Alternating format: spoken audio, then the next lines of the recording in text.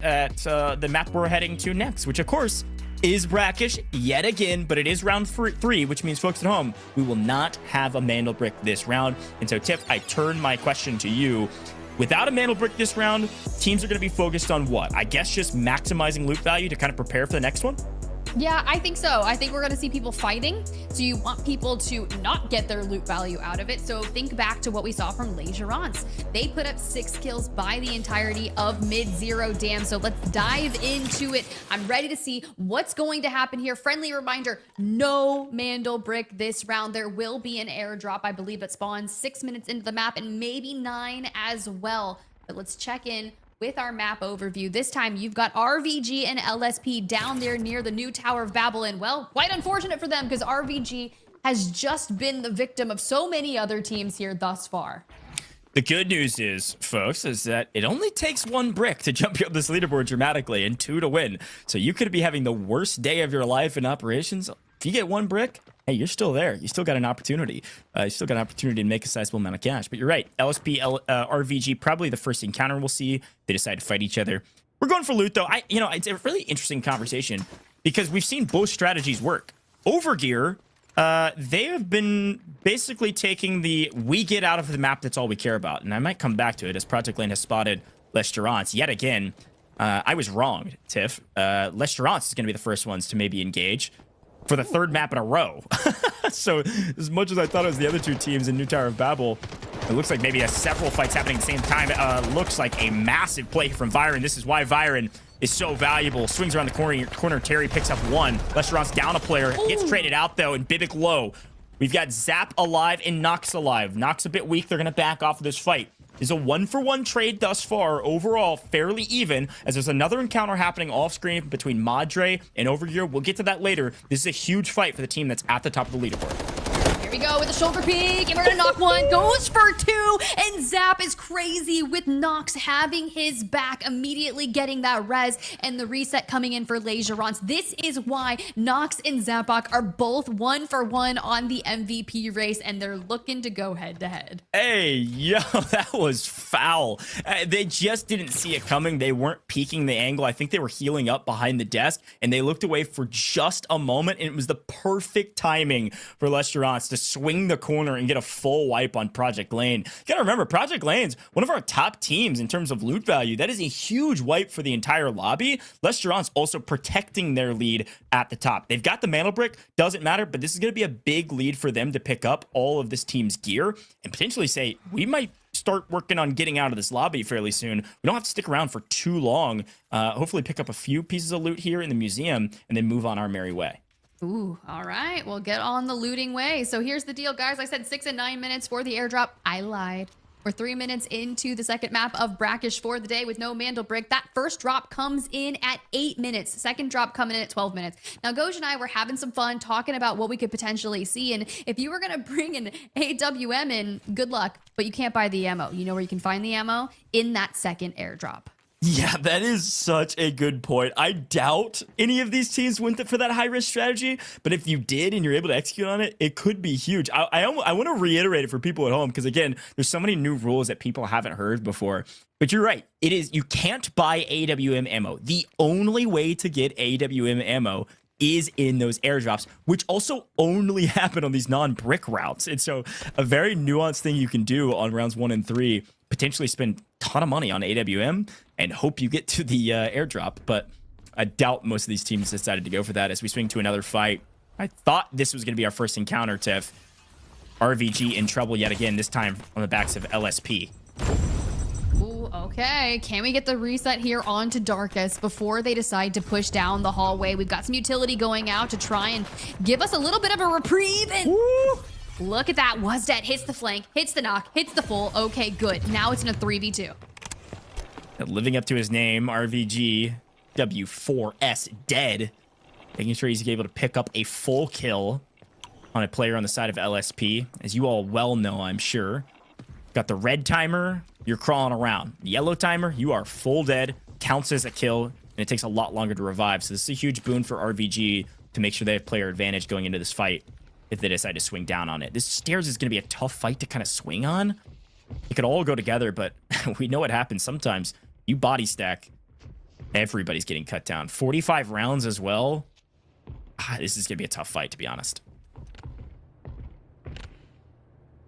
I love that Anuxi's just kind of situated up there. He's like, listen here, Darkus. You kind of hit the shoulder peak. You start investing the nades and making sure that we can find maybe any early damage and just kind of keep pushing them back, which is brilliant, right?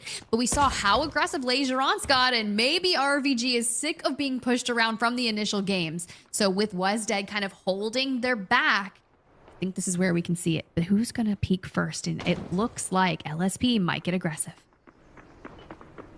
LSP was playing stairs. They still are kind of. Got one peeking stairs down below. Really, RVG needs to have some sort of utility connect to where they have advantage here, because LSP is going to get first shots 100% and likely first knock as well. So although it is player advantage, Tiff, it's like positionally, I actually prefer LSP's position as long as they don't give it away. This could take a while. These teams don't want to die. Cooldowns. Keep the cooldowns. You've got the tactical flashbang, whirlwind disc coming back, and honestly, I wouldn't be surprised if those are things we start seeing. Whirlwind disc goes out. Yeah, a little early. I mean, it's a 45-second cooldown on whirlwind disc. I don't know. I mean, if you connect, it's like you're not going to push the stairs. I don't know. But it says, hey, we can see it explode after a short time. So I'm ready for it. Like, put me in, coach. Especially if you got the triple blaster going up with the angles here. LSP is trying to create an opening. And hello, Verstappen. We are trying to pick you up and go for the great escape. Talking about the great escape. What a wild play. LSP going for the body, and they're going to get punished for it. RVG flashbang to 1,000,000, but it doesn't matter.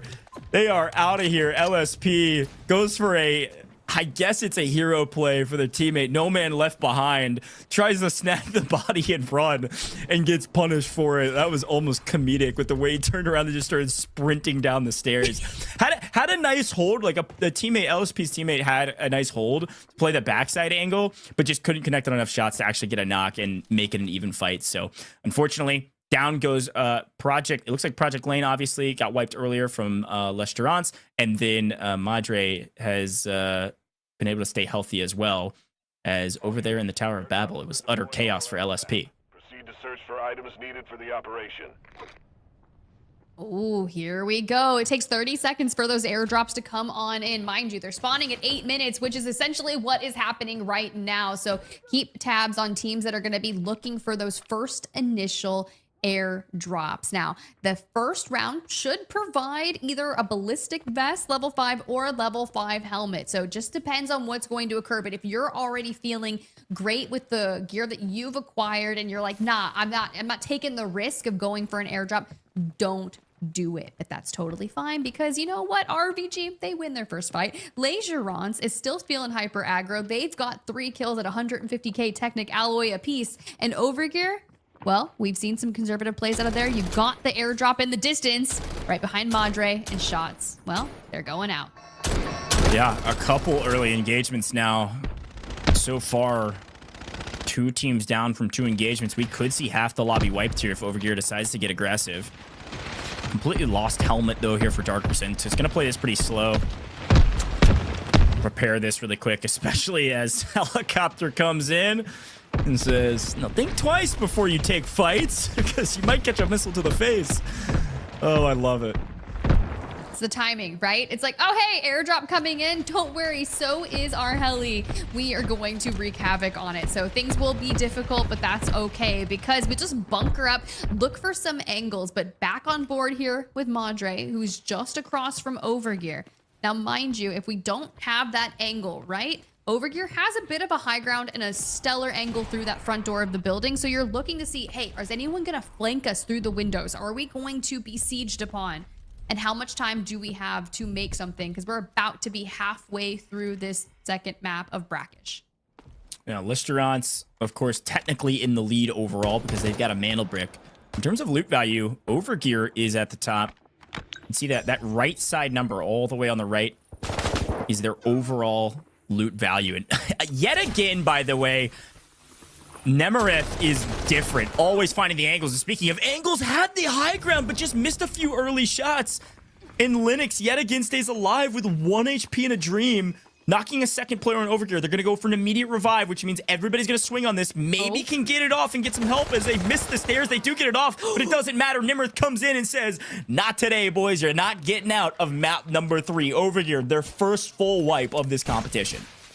That is so tough, man. They've successfully extracted. Now you get a good look at this. RVG, after their initial fight, they won that round and are still in the new Tower of Babel. You've got Legérants who have made their way over to the Blue River Hotel and Madre Mia just across the street from them. They heard the engagement between them and Overgear.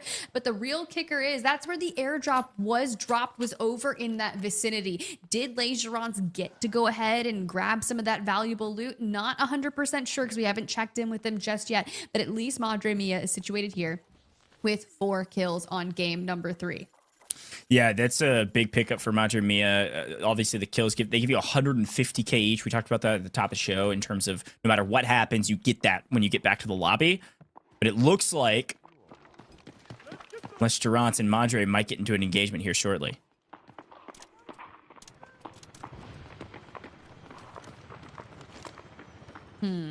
Okay. So for now, RVG kind of chilling, seeing if they can find some high valued loot. I mean, they've all got similar values here on this map, which is great. The real battle's going to come down when we move on over to map number 4. But for now, just gotta have to worry about getting out of here with ease. You do have that extract up to the north that we did see Zapok get on out of the map just prior to. So could make a play for that when the time is right. You do have the extract point down in New Tower of Babel and, of course, the helipad area. So those are available. RVG should find no issues here unless Legérants decides to hightail it down towards the south and they potentially go for the same. Yeah, and again, I mean, we're halfway through this map, time-wise, a little over halfway, and only half the teams remaining. And I would say, at this point, Legérants, Madre, and RVG could all say, we can get out. We don't have to take more fights. We all have sizable loot, so you're right. We could hit the New Tower of Babel extract. Probably will. The helipad area. Legérants and Madre, though, might fight for the north extract right above the Grand Hammam. We'll see. Both these teams, Tiff. I mean, both these teams need the loot value. I would say both teams decently healthy, but the more loot you're able to bring out, the better loot you can bring in, right?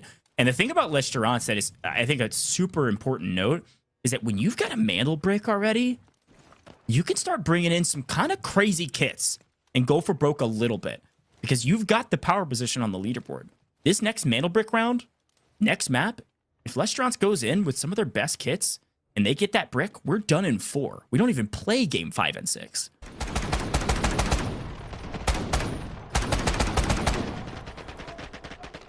Ooh, shots going across the way. I mean, look, that's a long range fight, but you've got to respect it. Some warning shots at the very least. Down goes the gunner. I mean, hey, if Madre's going to give you some room to work, get around the map, loot up a little bit more, might as well. See, Zapok's got about 3 million as an individual on him. He's going to be carrying most of the burden and responsibility with the loot. I would expect if this does get mixy towards the end of the map, we want to make sure that Zap is the one getting out of the map. So they could even send him to extract to basically secure that 3 mil. Depends on what's in his safe box and what's in his actual body, I suppose, but something to keep in mind. Don't all have to get out necessarily. Just need some loot value. All right, well, we've got the doctor back on the map and making sure that we're going to escort him with the utmost of care. Constantly taking all the overviews here. And honestly, Madre down there by the Royal Museum still. Almost like a second home from them at this point. But granted, they won't return after this. This is the last time you will see Brackish today. Yeah, it's a really good shout. Map rotation decided beforehand. Randomized for the first 4 between Zerodem and Brackish. You will see 2 of 2 every time. But the order is randomized. Decent loot getting picked up here from the side of RVG. And that is the benefit of winning the Tower of Babel fight. I gotta say, there's usually great loot in Tower of Babel. So Honestly, a really good fight to win, and some of that's dictated by the spawns, but RBG is probably thanking the Delta Force gods, as it were, to basically say, hey, thanks, because we needed that. After 2 really frustrating maps from them, to be able to win Tower of Babel, get a bunch of loot out of it, and get 3 kills, like, that's a huge, huge victory for him. Speaking of huge victory, we got Legeron out here completing that operation and making sure that we get closer to the extract point of things. Time to get out of here, right? We don't want to be here any longer. Sending Dr. Prometheus on his way. Gonna earn some extra value. But Madre hanging out in the museum for a little bit. Now, pay attention, left-hand side. Ooh, a little mantle clock. All right. I'm telling you, there's some good loot on Brackish. Restaurant's finding some decent stuff. A couple of these saves before they extract. Nice job across the board. 5.1 mil from Lesterance, 4.7 showing from RVG in this map. Madre Mia, 3.4. We've all found some decent loot. This is basically a standard. If you were to say, hey, what happens usually in an operations game like this? Usually there's, 3 fights between the 6 teams.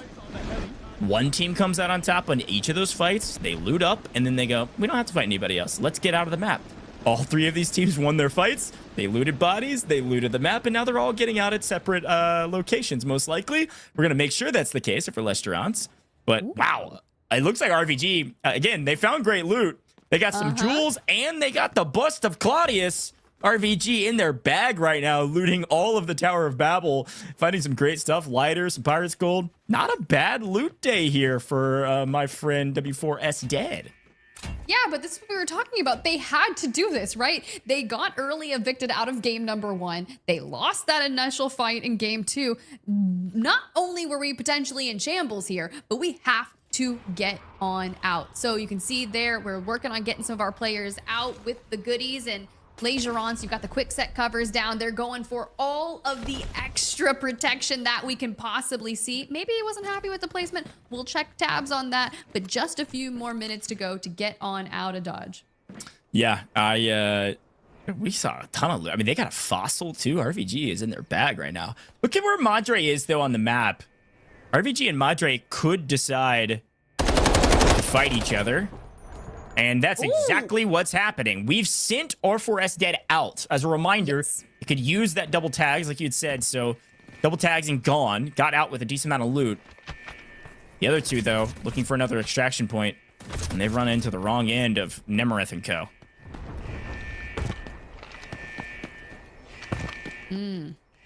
Off the back of the triple blaster. Big cooldown there. But it's okay, because 28 seconds to go before we go ahead and head on out of here. They just have to keep RVG for trying to get closer. And I love our head peak on top of the storage container that we're working with. Yeah, this is a fight we saw in the semifinals often. It was on this extraction point. Some covering fire, some warding shots. Hey, nice canister. Decent loot there before you can get out of the map. 5 seconds of counting. Madre is going to get out with a couple million apiece. Looks like 1.4 on Linux right now. They're going to get out of here. There's a minute and 42 seconds left on the clock. All of Madre's out. 1 member of RVG's out. The other 2 couldn't make it in time. So they're going to try to sprint for a different extraction. Lesterance, I assume, is on the north side of the map. That helipad still getting out as well. They should be getting out here in any moment. That's right. There it is. 10 seconds. My internal clock was decent. Let's go. Free Lesterance getting out. So then the question is, it's RVG versus the world. Can all 3 members of RVG make it out with a minute and 15 seconds and counting? Probably not. It looks like they're going to be swinging through every point on this map they can, try to stuff their safe boxes with something. And I think they've stacked up the one player that they got out with, they stacked up with as much loot as possible, because Anuxi has nothing on him, 190k. I wasn't really worried about getting out, Tiff. Yeah, they made their choice. They knew what was going to happen, and they hit the bust of Claudius straight to Was Dead, and that's respectable. Sometimes you just got to load one up and get them on out of there. And look, you love to see it. Anyways, for RVG, though, this is probably their best performing map, right? We asked for a comeback, and if we're swinging for the fences here on a non-Mandelbrick game, this is the best case scenario that you can ask for, because you got to think about the future at this point in time. We have potentially 3 more maps to go after this. So we're kind of in that midway, that halfway point that we're feeling like, can we reassess what we've done? What worked for us? What didn't? Right? You know that Legerant is sitting on win condition and could potentially end that form. Oh, hello, Darkus. You were able to make it all the way up north? He Respectable. I see you. Yeah, You he's guys able to running make is great. He's able to make it all the way up. And we did make it to the airdrop as well, so at least get something in the safe box here. Barely gets both of those gold items in. Sneaks them into the safe box. Does end up getting timed out. Hey, RVG did it all that map. Space City, potentially. Maybe you're going to see some Saniva operators. I mean, you're going to have to. Saniva operators on Space City because you need some extra cover on some of these long sight lines, or maybe you need a shield when the boss starts sniping you. I don't know, but even still, it's been fun to watch and learn here as we're talking about these comps of what people want to use on each of the maps. Around MVPs, though, we got to keep talking about it. Game 3 MVP was a tie between Nemereth and Zapbok. Zapbok and Nemereth both were credited with all 3 kills for their team, so they're the top individuals for their team. But the second tiebreaker is who's at the top of the leaderboard after that game, which means Zapbok, guess what? Legerance at the top, Zapbok at the top, and Zapbok gets another round MVP under his belt, which means he's looking pretty good in the overall race here, Tiff.